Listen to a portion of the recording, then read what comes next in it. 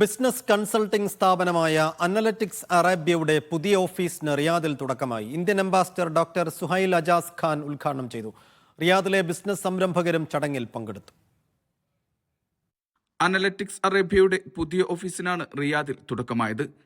Business മേഖല വിപുലീകരിക്കുന്നതിന്റെ ഭാഗമായാണ് പുതിയ സ്ഥാപനം. Indian ambassador doctor Suhail Ajaz Khan സംരംഭത്തിന്റെ ഉദ്ഘാടനം നിർവഹിച്ചു. ചടങ്ങിൽ റിയാദിലെ ബിസിനസ് സംരംഭകരും പങ്കെടുത്തു. അനലറ്റിക്സ് സ്ഥാപകൻ Shiju S Pillai, managing director Nishad Abdurahman, CEO Shiljas എന്നിവരും ചടങ്ങിന്റെ ഭാഗമായി.